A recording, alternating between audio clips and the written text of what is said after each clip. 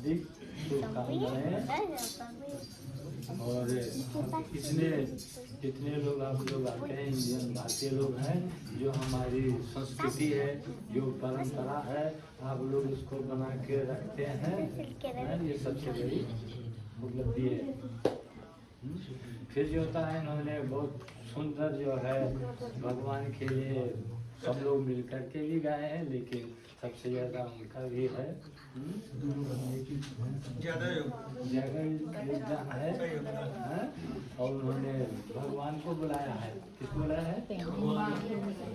भगवान। तो वैसे भी लिखा है कि भगवान कहाँ रहते हैं? कण में भगवान है। ये तो सभी लोग जानता है, ये तो सभी लोग कहता है भगवान कण में है। सही भी जानेगा तो भगवान। नारद जी ने भगवान से पूछा कि भगवान कहाँ रहता है? तो उन्होंने भगवान कहाँ है? तो संस्कृत में भी है। तो भगवान कहते हैं कहाँ मैं रहता हूँ। तो कहते हैं कि ना हम वसामि वैकुंठे। भगवान कहते हैं कि मैं वैकुंठ में नहीं रहता हूँ। सब लोग सोचता है कि भगवान वैकुंठ में वास करता है, लेकिन वो नहीं है, वहाँ पे नहीं है, तो कहाँ रहता है? फिर वो कहता है कि हम योगियों के हृदय में भी मैं नहीं रहता हूँ। पहले तो बोलते हैं कि ना मैं वैकुंठ में है, और जो आपने कहा योगियों के हृदय में भी भगवान नहीं रहता है, तो कहाँ रहता है? मम भक्ता यत्र गायन्ति तत्र तिष्ठामि नारद। जहाँ ये आप लोग भक्त लोग जहाँ गाना भगवान का भजन करते हैं, वहीं पर भगवान वास करते हैं।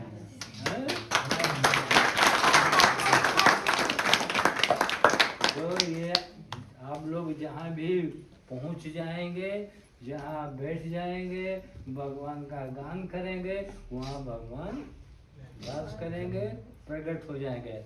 उसी तरीके से हनुमान जी भी जहाँ आप लोग राम का भजन गाना ये सब सुनाते हैं, वहाँ पर जो हनुमान जी भी विराजमान है। लेकिन यहाँ तो साक्षात हनुमान जी विराजमान है, कहीं उनको जाने की जरूरत नहीं है, यहाँ पे विराजमान है। तो आपने जो भजन सुनाया राम आएंगे, तो उसका मतलब क्या होता है? राम तो आएंगे, अब गाएंगे तो आएंगे, ये तो जरूरी है। लेकिन ये जो गाना जब बनाया गया था, किस आधार पे बनाया गया था, याद है नहीं? ये सबरी जब इंतजार कर रहे थे। हाँ, तो सबरी कौन है?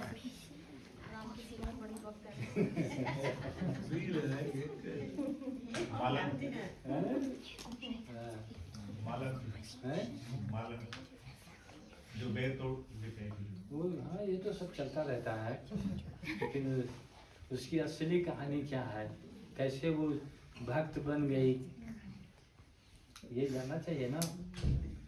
तो सबरी की जो आप लोग गाना गाते हैं, वो पहले जन्म में उसको भील की जो जाति होती है, उसमें उसकी पैदाइश हुई थी, तो उसको एक नाम, दूसरा नाम क्या है? भीलनी। भील होते हमारे राजस्थान में होते हैं। हाँ हाँ, बहुत है, चारों तरफ।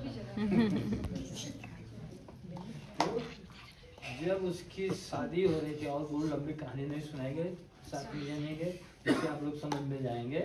तो जब उसकी शादी हो रही थी, तो वहाँ पे बहुत से क्या बोलते हैं, शादी होती है आपके तरफ में, तो जानवर लाए जाते हैं,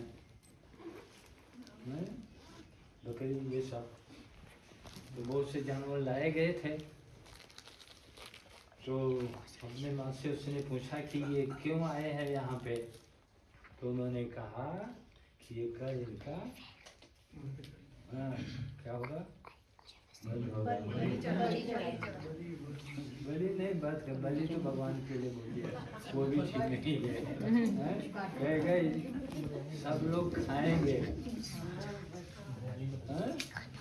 सबको खिलाया जाएगा इनको काट करके, हाँ, ये समझना चाहिए कि जो आप लोग सुना है कहानी में, इसके जरूरी ये जानना है।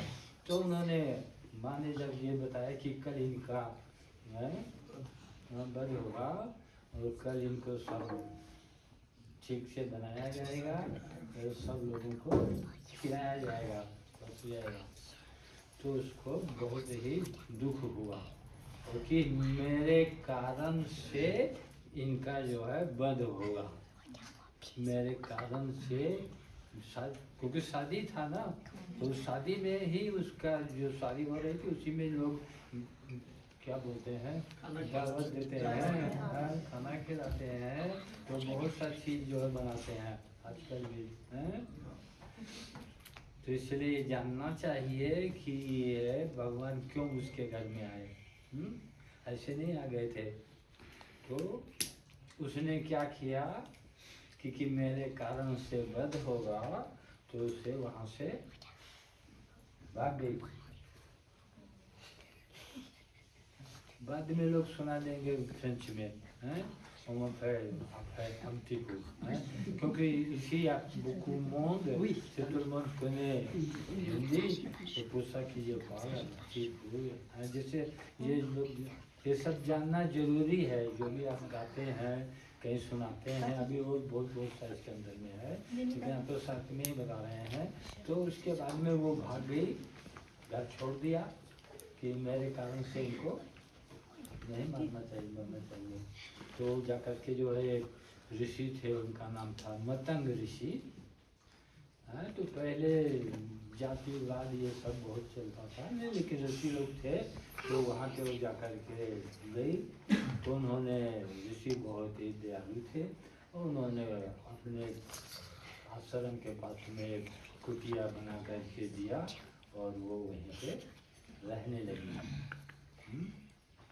मतलब उसने सबसे पहले तो जीव हत्या ना हो इस कारण से इस संसार को त्याग दिया, पहली चीज। फिर मतंग ऋषि जब चले बहुत दिन तक थे, उसके बाद में उन्होंने अपना शरीर त्यागना चाहा।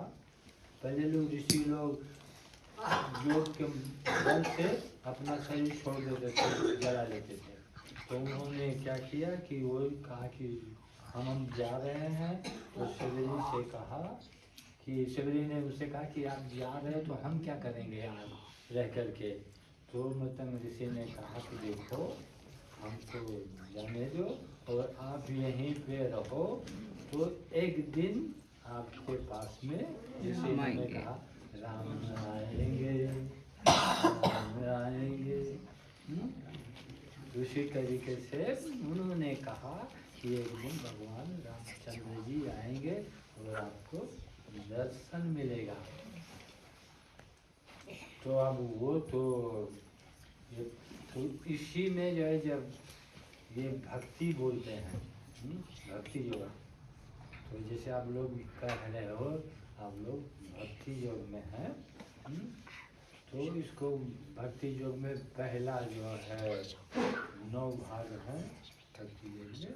तो पहला भाग है राम जी ने भक्ति को सबरी को भक्ति का पाठ पढ़ाया था।